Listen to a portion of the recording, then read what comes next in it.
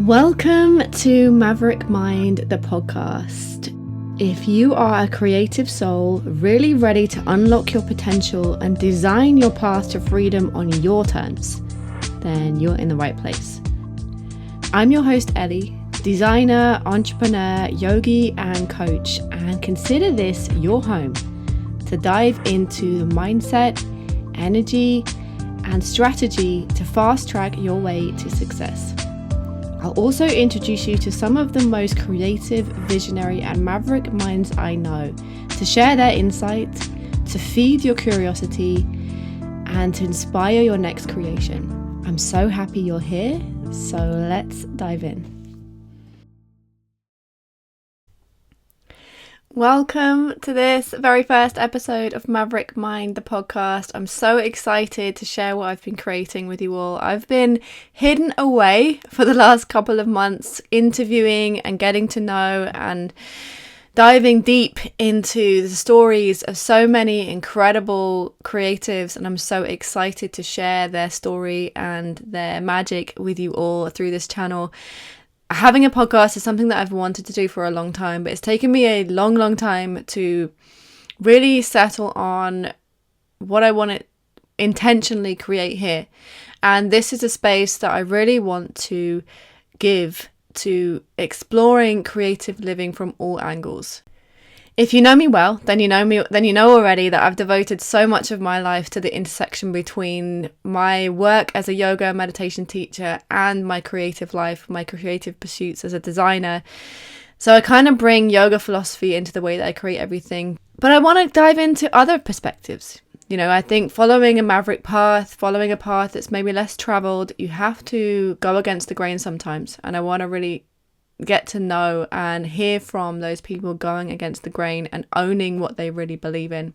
My first guest here is somebody that is the absolute true embodiment of that. His name is Alex Coma. He is an artist in his own right. He is a Vedic Astrologer and also the founder of Rose Umbra, a coaching and retreats company. He's also a podcast host. His podcast is called The Blue Hour, and you should see me on there quite soon. Alex has so much heart that he puts into everything that he creates. I think he's really the embodiment of everything being an art. You know, often we think that if we're a painter, then all our art is only the thing that we do on the canvas. But actually, art is to everything. Intention is everything. And Alex pours so much intention into the way that he sets up his retreats, the way that he lives in this world, and the way that he offers up his other services like his astrology and his podcast too is all so intentional. So he has so much magic to share, and I'm so excited for you to hear this chat. It was really such a wisdom filled soulful conversation. So without any further ado, I'd love to introduce you to Alex Coma.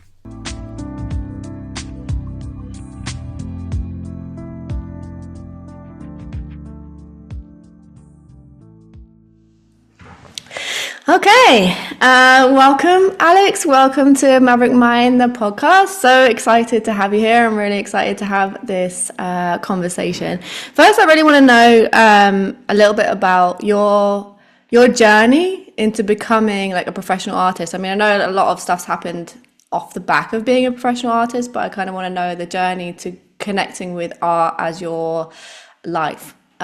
First, so maybe go as far back as you can remember and kind of remember the first inkling that you had that this was the path that you wanted to follow. Okay, yeah, well, like art for me was never like a thing. Like I was never being young, like I want to do art, I want to become an artist. I think creativity is part of my DNA in the sense I'm just a very curious individual. I like to create things out of nothing. Like I knew when I was just a baby, very sensitive to music. Like I would always be moving my body as soon as there was music, like being a toddler. So it would be a thing, like everyone would be eating at the dinner table and I would just be dancing because there was music. So just a very sensitive and curious individual, but never had like a role model that was an artist, or like I never considered it at all.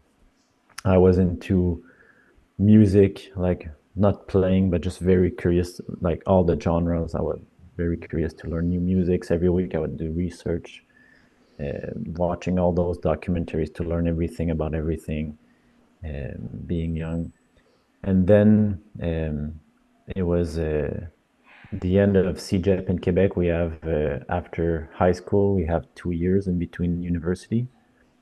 And then after that, you have to pick like what you want to do with your life. And I had done an elective in CEGEP, they call it, the school in between. And I did a photography class, and I really liked it. So, and I had this small portfolio. I had done 10 images. They kind of lent you a camera for the semester.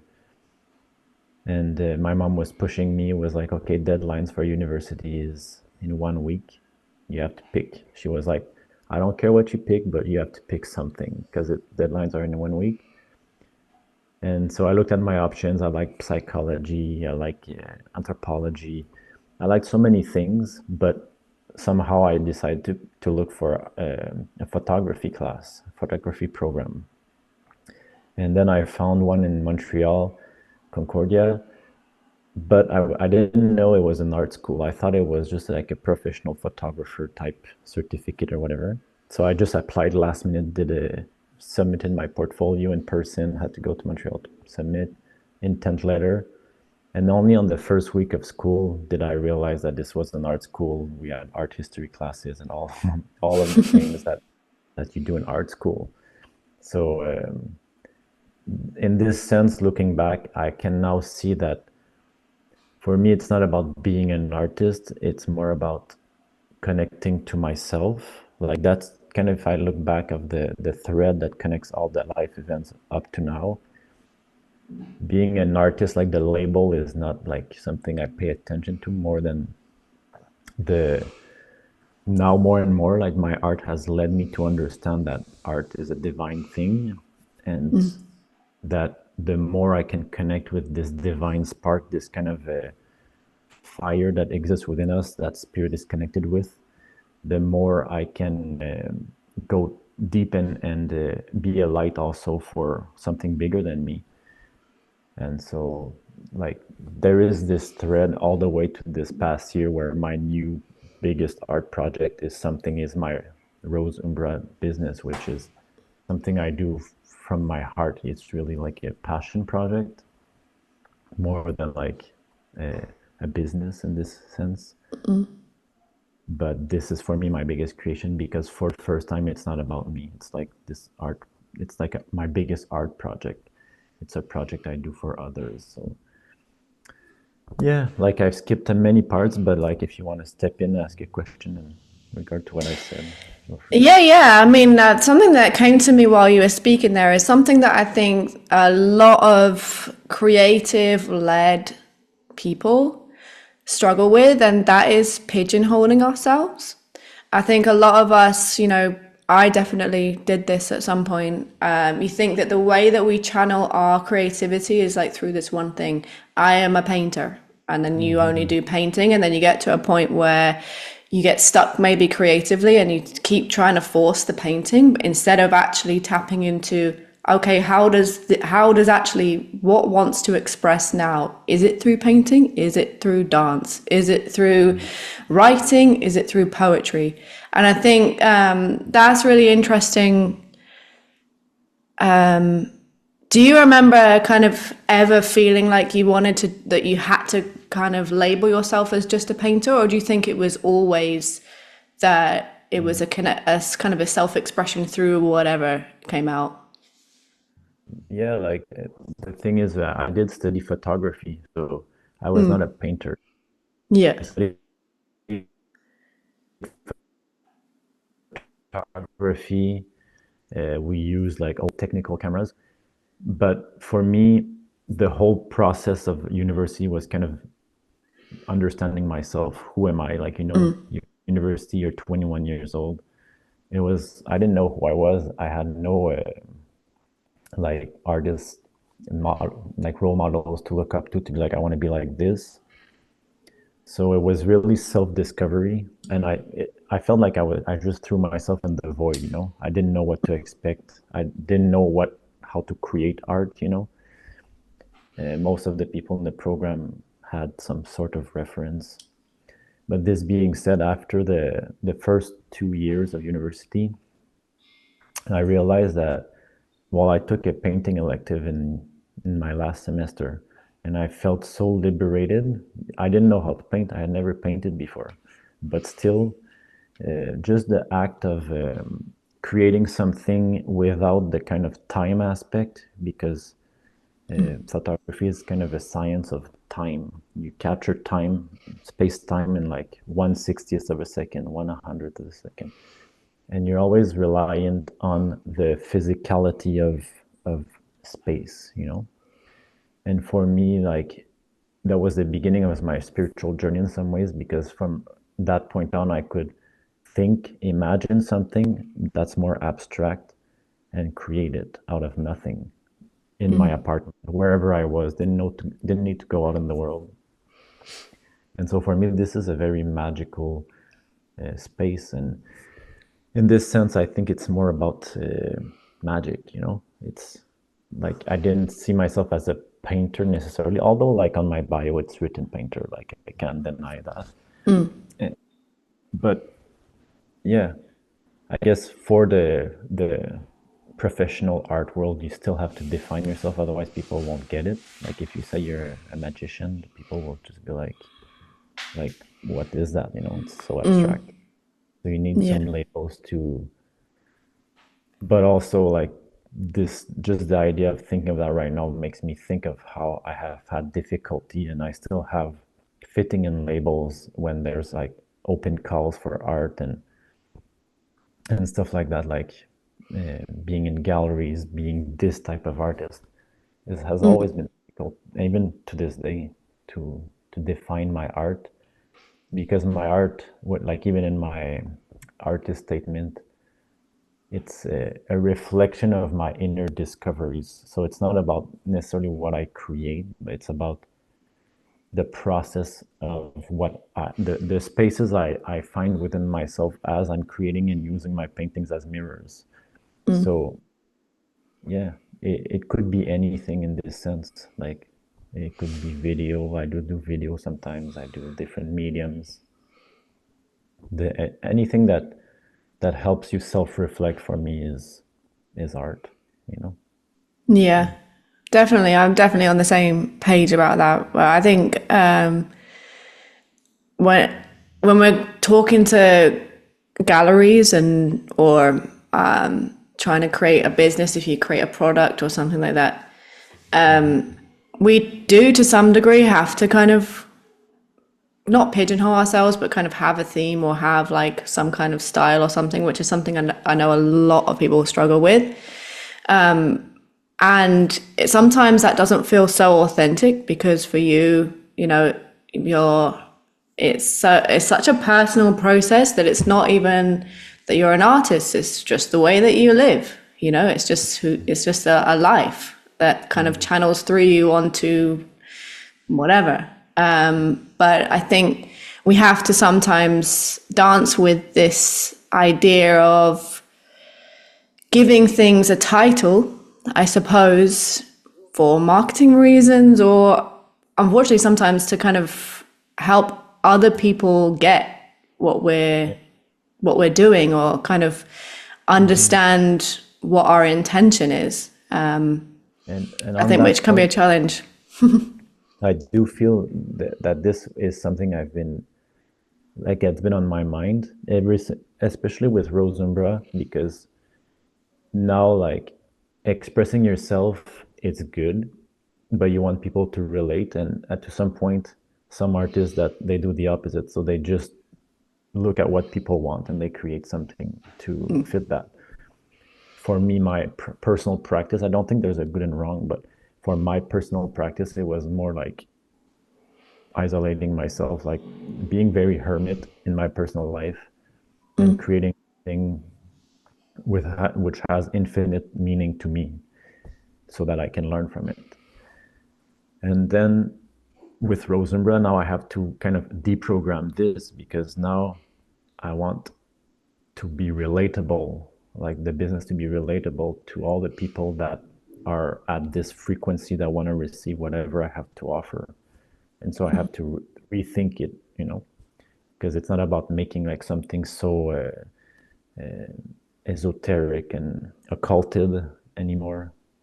It's about Yeah. being of service. So I have to expand myself outwards now and then kind of bring it back.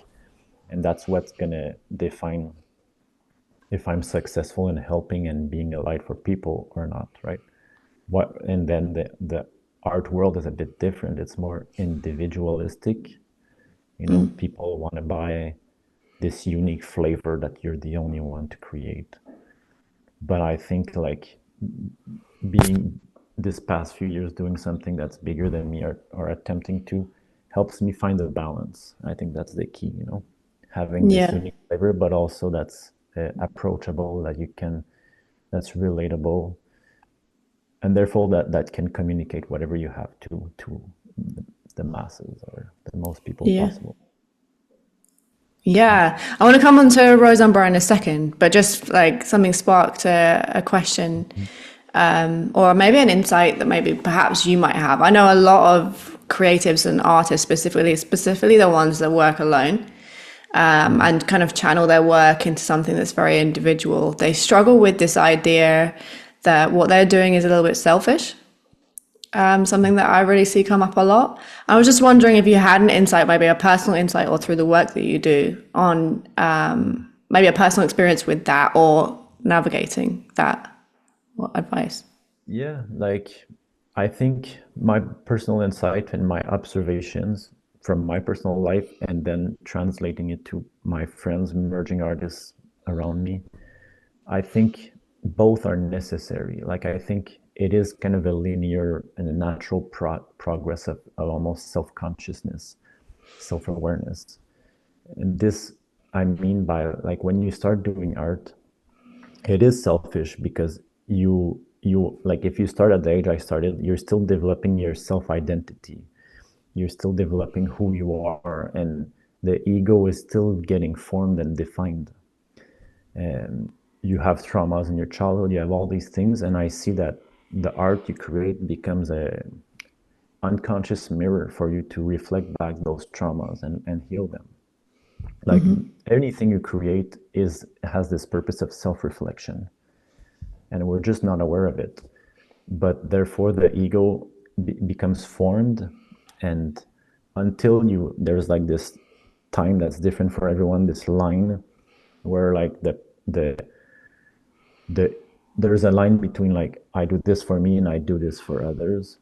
So I never like cross this line and stay in the ego, but I think it's necessary to go through this egoistic stage to understand who you are. It's almost like finding this point, this dot inside this big space. You need to know where it is, otherwise you can't influence your environment, you can't do anything. Like people that always are people pleaser and do everything for others, they can never really affect because they're just mirroring everything that's around them. So they become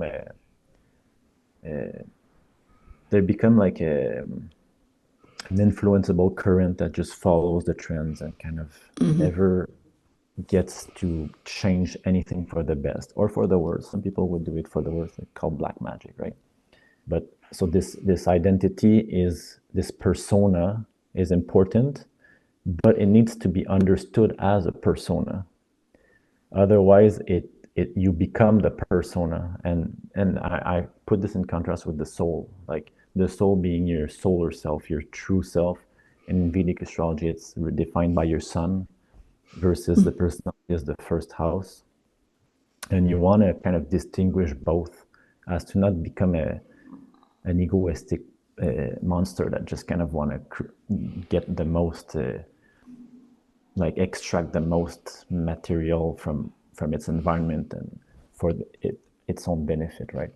But once the personality is understood, you can work with it, the ego, you can work with it instead of it being you, the you.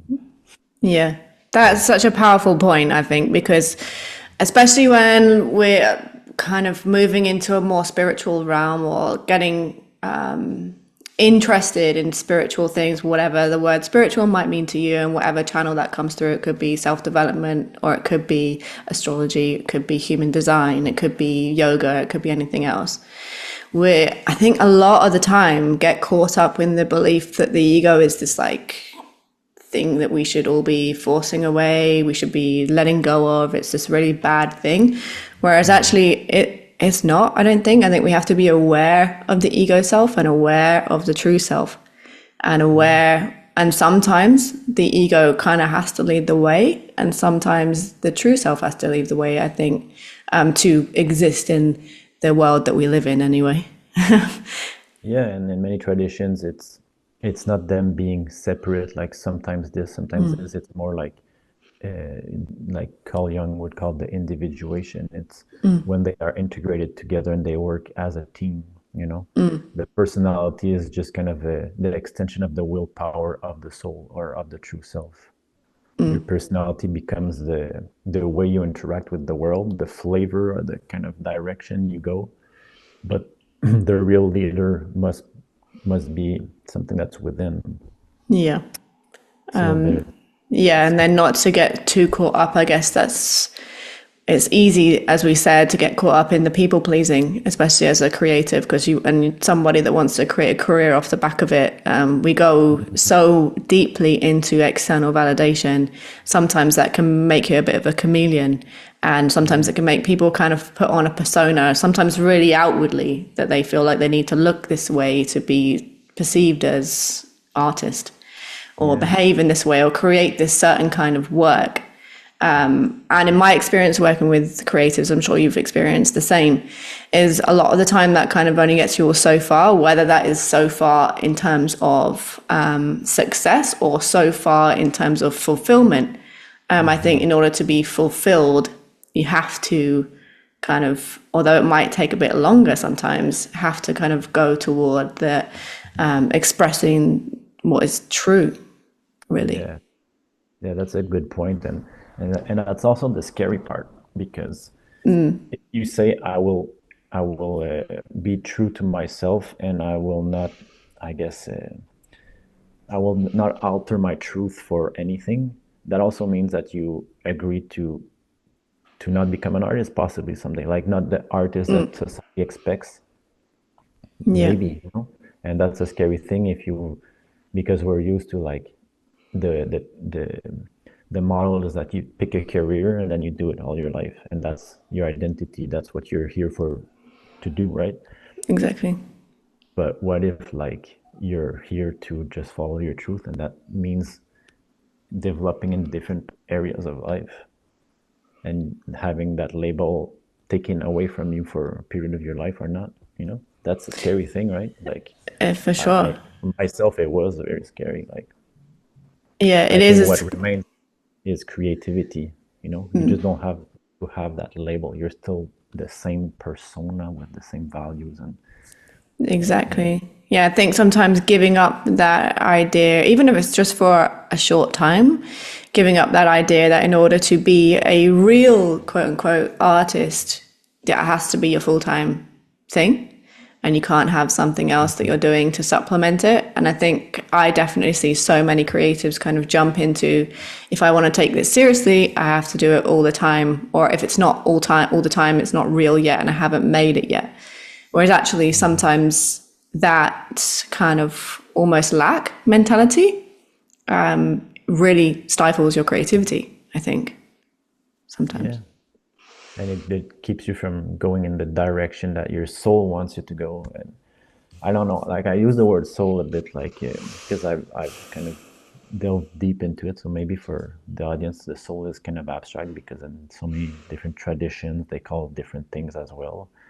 But the soul for me, it's a good way to see it because astrology is becoming more known. Like I was saying, the sun is almost like the energy that radiates from the sun incarnates, like is absorbed by your soul at birth, and then it creates your almost your the way you shine in the world, how you can be of service to others through shining in the world. And this usually is karmically recycled from past lives, and you go through the whole zodiac in an attempt to be enlightened in some ways. But it gives you a good idea of what your mission is on a bigger scope, while your personality will probably lead that mission. So you can get insights of like how your art can be of service or whatever you do through this positioning. But in Spanish, the sun is the soul, is soul, is SOL. It's very intricately connected. So Yeah. That's interesting because, yeah, astrology is definitely becoming a lot more widely talked about, I'd say, and people are understanding the depth of it. But what's interesting, I think, for you is that you practice Vedic astrology instead of normal or sidereal astrology, right? So I kind of want to know what the difference is and why you follow the Vedic side more. well, honestly, like the why is because I learned it first. Like if I had just taken the other one, maybe it would have taken more time before I discovered the other one, the Vedic one. But now that I have, I kind of understand why even deeper. I think it's actually something I'm picking up from a past life, because it came so naturally, and it was so quick to understand, and so many insights came just from me studying it for like a few months. And so the big difference is, like the Western system was created about 300 years ago. It was it's a very good system. It looked at the sky as it was 300 years ago, but it didn't take into account the precession of the equinox. So every year, there's like the sky shifts at the same time of the year. The sky is shifted a little bit. So in between 300 years ago and now, there's about 20 degrees difference in the sky. So it's not as accurate anymore. So that's why, like, my sun in the Western system is Aries, but in the Vedic system, my sun is in Pisces. And it in this way, because I studied my own chart and about 100 different charts, I can see that the Western system will give you powerful insights, but it lacks sometimes the nuances. So, for example, in the Western system, I'm Aries, and I could relate with that. Like when I was younger, I was into extreme sports. I was a bit reckless, but it lacked the nuances. Like I'm more uh, I'm more calm and passive in nature in my appearance and my what I emit as well. But in the Vedic astrology, then I can see this nuance. So my rising is Gemini. It gives the appearance and the personality. So it's this curiosity, interested like in expression, but wanting to know everything. This kind of energy of synthesis as well, taking like trying to figure out the bigger picture of things. But my Mars is in my first house as well, and Mars is the ruler of Aries. So it does give this kind of strong will and the interest into like action, like taking action. So I can see this nuance better now with Vedic astrology. The way that it's divided also is a bit different. It's not the same division.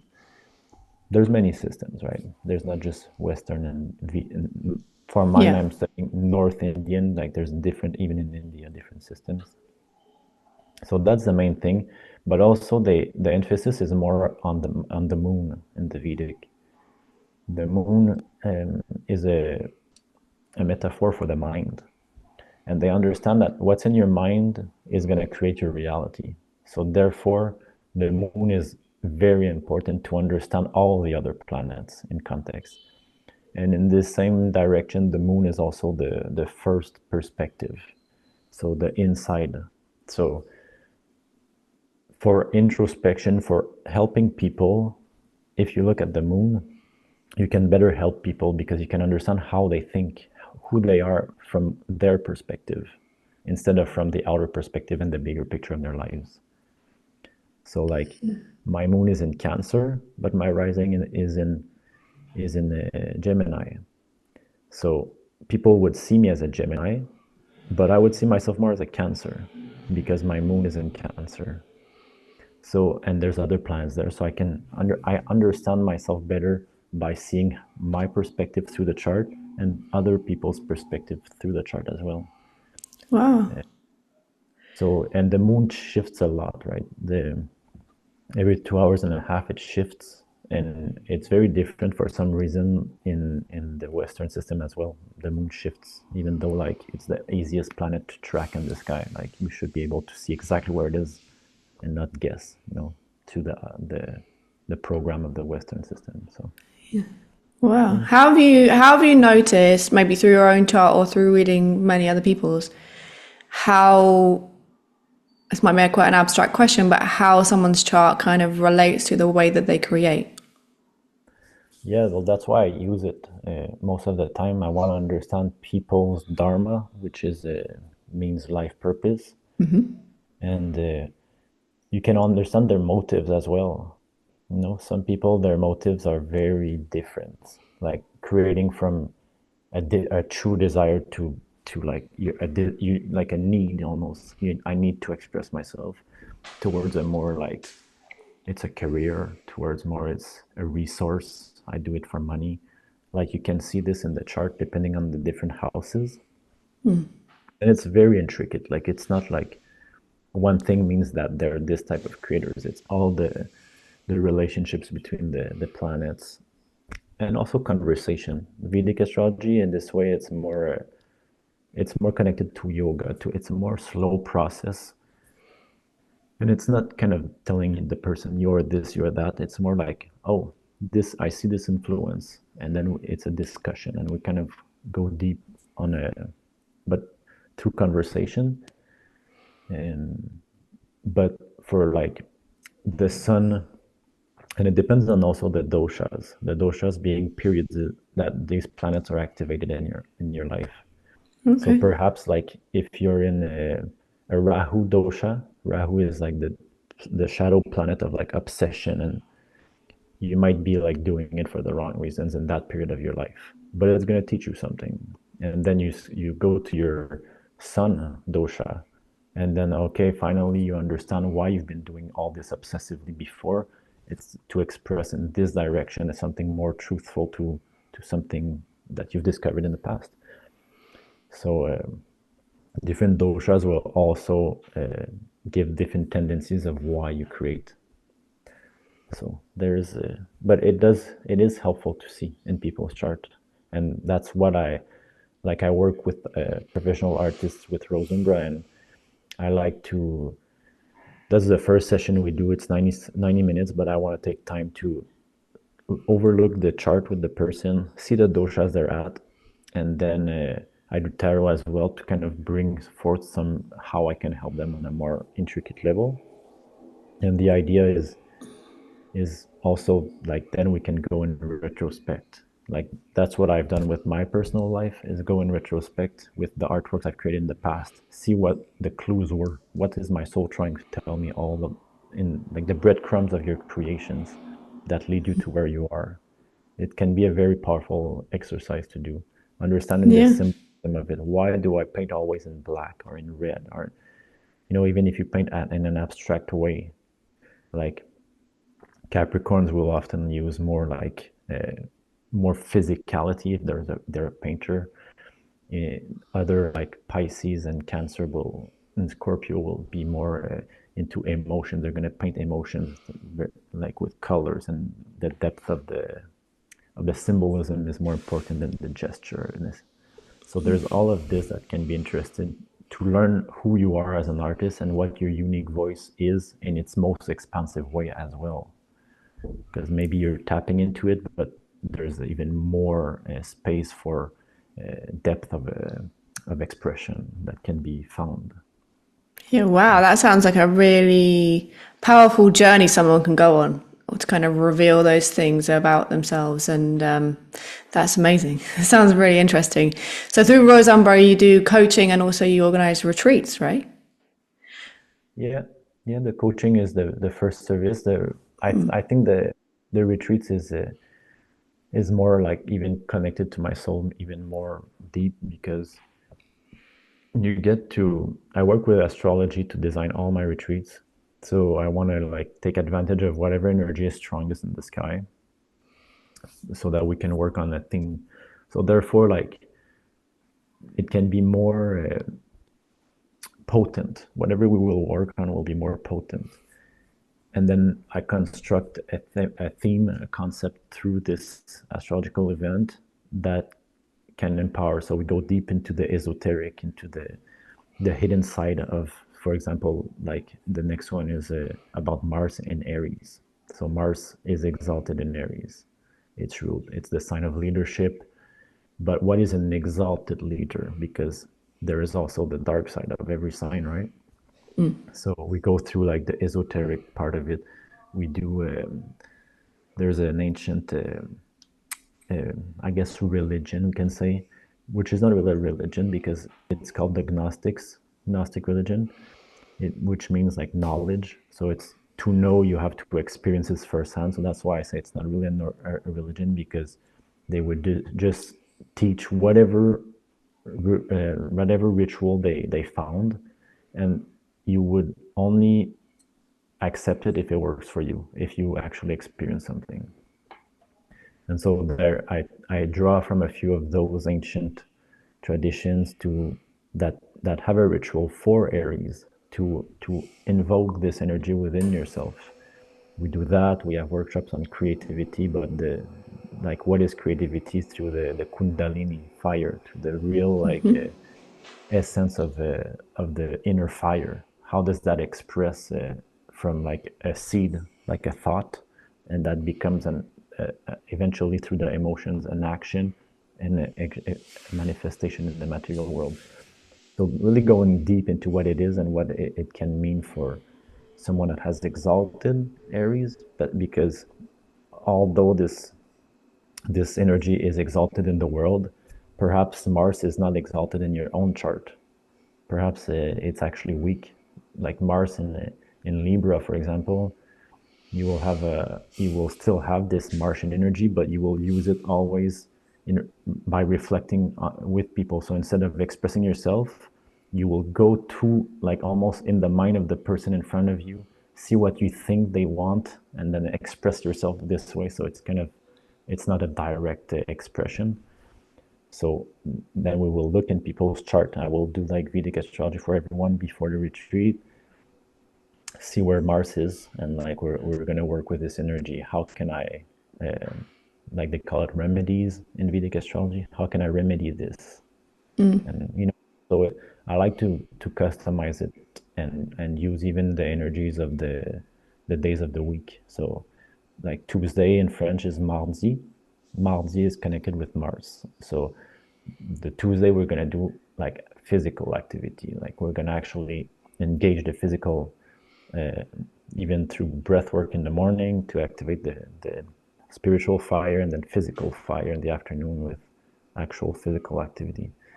So like it's a very conceptual, but my idea is that everything is symbolic, and that by the end of it you get kind of a gist of the how the stars move and how they move through us, because this will be activated in the sky at the moment of the retreat as well. So it's going to be synced, hopefully. Wow, that sounds really special, but also very heart led. You know, like you really, really think about every single detail, and that's so powerful. And what I want to dig into a little bit of something that's also from my world, of the yoga world, and that's Kundalini. Yeah. Maybe like for anyone that doesn't know what Kundalini is, maybe explain a little bit of how you see it, how you use it, and also how you use it for unlocking creativity. Yeah, like the true essence of creativity is the Kundalini energy. It is this. The Kundalini is connected with the snake, because they say that on the root of your spine there is a snake that is coiled on itself 3.5 times, and it's a very symbolic number. And when it awakens along the spine, because the spine is the highway of the nervous system of the body, So the almost electric nature of our energy is all stored at the root in our sexual center. And by different techniques of raising, imagine like the enchanters, like with their flutes, and how this kind of energy rises in a spiral way along the spine. Well, the same way you can do the same thing with the energy by enchanting it. And how do you enchant it is, well, first of all, there's some techniques called the bandhas, which means that there are some blockages. And that's an important thing to mention, because they are three places where energy is usually blocked. And if you study what these places are within the chakra system as well, you can understand what it represents for us, like more in a more tangible way. So like the throat chakra is like expression your truth. It is the center of creativity as well. It's directly linked with the root, because we manifest through our words. It is our voice that expresses reality, what we want. It's like we affirm what we want in reality. And then the root chakra is obviously also the second chakra, which is the what is it called again? It's Muladhara. Muladhara. That's the basic one that you have to contract in this exercise. And then the belly one is your will. The storage is like your battery. But just to summarize to answer your question directly, like the Kundalini is this energy that rises in your spine. And there's actually, we have 7 glands that are connected with the 7 centers that are along your spine.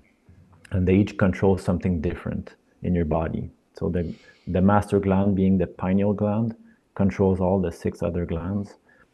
And so like as you awaken this divine energy within you, there is some physiological things that change within you, like physically as well. And the idea, like the pineal gland is the true creator, because it is the only gland that produces actual photons, and that's now being proven. So like when it's activated, there's actual light that comes from there, and it is cast into the world. So you become actually a light, you know. And that is true creativity. It's this spark that spreads in the world. It is connected with clairvoyance as well. Like you can see the truth, the symbolic truth of our physical nature, which is symbolic. Like in the same way as when you dream, the people you see, the things you see, the places you are, you cannot relate to them in the same way as in the physicality. They are symbolic. And how do you understand those? You have to ask yourself, what does this person mean for me? It's not who they are, it's what they mean for me. That's what's important. And so when you awaken this divine fire, you begin to see the bigger picture of life. And it allows you, and again, like you can awaken it to the heart chakra. I think that's where humanity is at right now. We're stuck into the ego, which is the solar plexus. And the ego identity, and now the heart needs to open. And it's not that it was never open, and I think in the past ages it was open, but this is truly a portal that we need to open through this energy and through there's different ways, but yeah, I don't know if you want to step in. I said a few things that are related, so I don't know where you Yeah, no, definitely. I think, well, especially coming from a yoga background, we also describe the Kundalini as seen as like your potential. It's a potential expression or a potential energy, and you sort of slowly unlock it or slowly kind of allow it to flow perhaps a bit more freely. Something that I found in my work that's really interesting, because I do things with somatic healing, and I work with people that perhaps don't know what the chakra system is, but I guide them through kind of discovering somatically perhaps where blockages are in the body, and the amount of times things that align with those themes of the chakras without that person even knowing it is really, really interesting.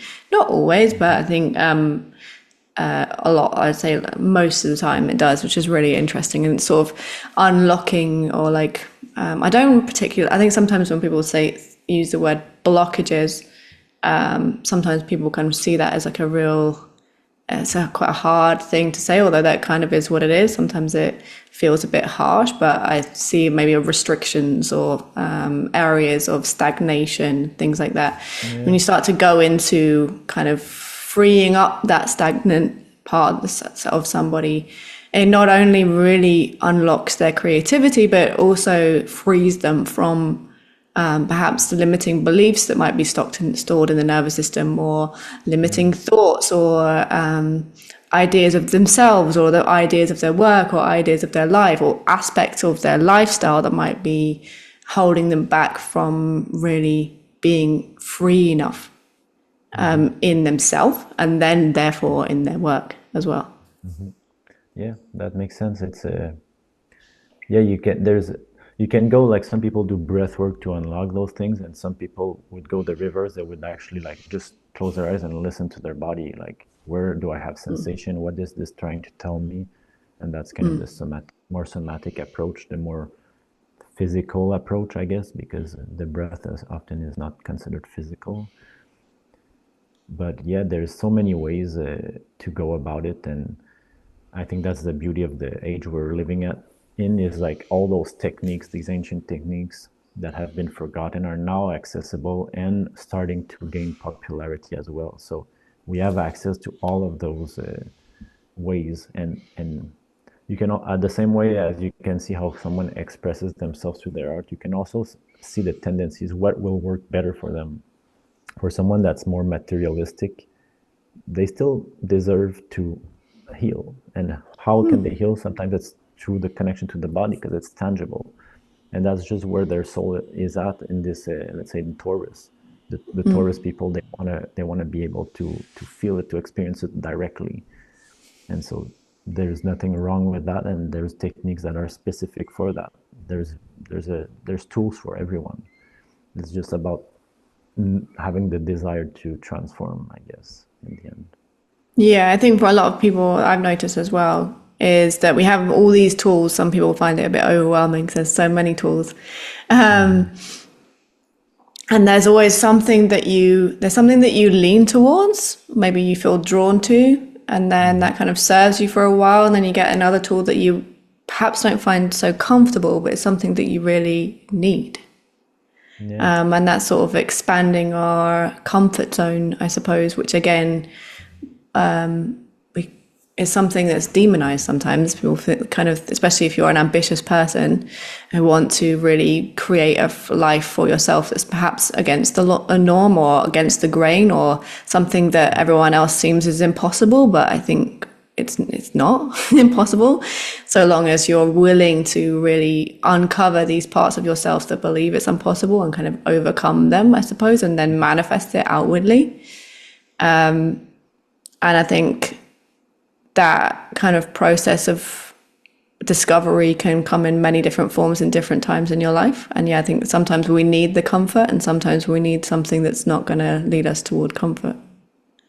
Yeah. And again, like to come back to Vedic astrology, like the Mars placement will tell you the willingness you will be to step outside your comfort zone. Like it Well, takes courage to step outside your comfort zone. And for some people, that's the scariest thing ever. But I think like the conversation we're having is very important because I think there is this kind of destruction going on in the world, this construction of the way we perceive reality, the monetary system. There's so many things that are kind of dissolving, and that brings change. And for a lot of people that are used to stability and comfort and routine, this means disruption of this.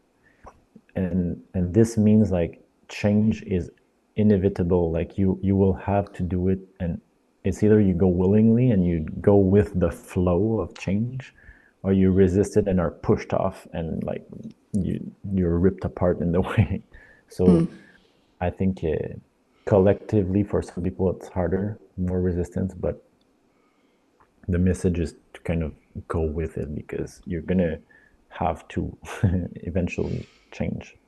Otherwise, well, if you don't, it just brings so much suffering that it's almost better to do the discomfortable thing than to suffer mentally often. Yeah, So for sure. Within meditation that I teach as well, there's a kind of a whole dance with sitting with not knowing, hmm like not knowing what's coming next, not knowing the answer to something, not knowing. The mind always tries to kind of predict the future, right? It's always emotional time traveling forwards or dwelling upon our perception of something that happened in the past. hmm And it's starting to find peace with not knowing, which I think sometimes creatives, I think we can overthink what we're creating sometimes in terms of we want it to mean something so that then that meaning means something about us and it gets some sort hmm of success in, I don't know, we can Yeah. plan for that success in some way. Whereas I think, although it's uncomfortable, as we say, you kind of have to create for the sake of creating in a way Yeah. without being so attached to knowing the outcome of that. Yeah. And I can talk about that first person. Like last year is when I decided I sold everything I owned in Montreal and like just decided to go work on a to develop a retreat center in Spain where the next retreat will be. But it was kind of a jump in the void because I knew the person that was there, I knew the location, but there was everything was to be done. Like there was no we had to rethink everything. We had to do renovation. We had to do like all the things. And that also meant that I put my art career on pause. But it felt so such a deep calling that I did it. I spent the whole year trying to apply for visas and stuff, and it ends out like I had everything sold and I didn't get the visa. So then I knew I had only a 3 month time frame from the tourist visa to do make it happen, and ends out the project was not aligned. So I thought like, oh fuck, I fucked up, I sold everything and then, but in the end it helped. I created Rosenbra along the way, and now I am free to listen to spirit, as free as I've ever been, because I have no material attachment to travel with. I don't have like responsibilities back in Canada that I have to deal with there. Like I can actually be versatile and listen to my intuition and act on directly without having to ask permission. So in the end, it seemed like it was almost like moving through me to do something bold with a little bit of safety because I knew the person, I knew the space in Spain, but it didn't work out, and ends out it just pushed me in the direction of letting go of the unknown. Like I'm still living this way, like traveling the world and working on the online business, but always with trying to connect with my inner space to understand, because I feel like uh, if I want to find peace in this kind of unknown, the only place I can go is within myself. Like in my meditation practice, my daily practice is what kind of grounds me day to day to continue into this fearless like void in some ways. But Yeah. it can be very scary, and it is sometimes like when things don't work out the way it should be, we often think of like failure, but it's actually just pointing you in the right direction. Like that's not it. It's maybe right beside, and then slowly you're getting more and more precise towards where you're supposed to go. So Yeah. It takes a lot of bravery to lean into that amount of trust as well, I yeah, think. no, really, but again, like I think it's easier and easier, especially when we see the pandemic, that anything can happen that will make you like a prisoner to your home for 3 years. So like the time is now. Like you've been put to the test. Like for me, that was the big trigger. Like okay, I'm not when the world is open. I'm not gonna waste time fearing. I'm just gonna go wherever I'm called to be and do the work. I think, and there will be more pandemics. Like they called it out many times. Like Yeah. this is not the end. So like, do follow your path, follow your spirit, because anything can happen. on a not just on an like health wise, like on an independent individual level, but also collectively. Like wars are blowing up here and there, and like just do it. Don't. Yeah, don't There's wait. no time. There's no time for fearing. Although I know that's easy to say, but it's still like you need to see the bigger picture of your life, like birth, death, and now I'm in between, and it's not stopping. Like you, will you regret following your dharma and following what you feel inside? I don't think so.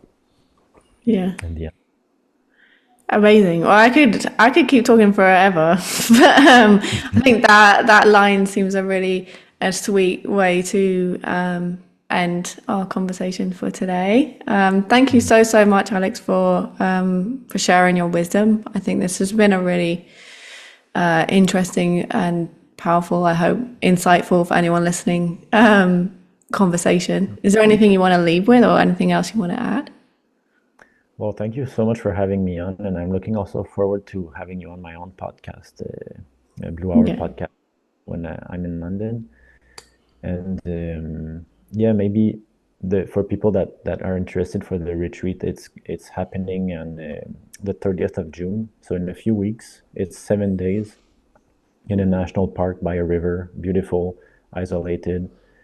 Yeah, and you can go see the Cool. details, the photos, and all the things on rosedandbra.com/retreats. Yeah, So I'll put yeah, all the info in the show notes and all the things about you as well. excellent. And So other yeah, than that, I'm just grateful to have these platforms to express. And so thank you so much for opening up this space. And yeah, looking forward to more discussions like this. me too. Amazing. Thank you so much for joining me for this episode of Maverick Mind. I hope that you've loved it, and if you have, I would appreciate it so much if you would subscribe and write a 5-star review on wherever you're listening to this podcast from. If you'd like to keep the conversation going, I invite you to join me over on Instagram at MaverickMindCo or on my website maverickmind.elliefoden.com. And I'll see you in another podcast very, very soon.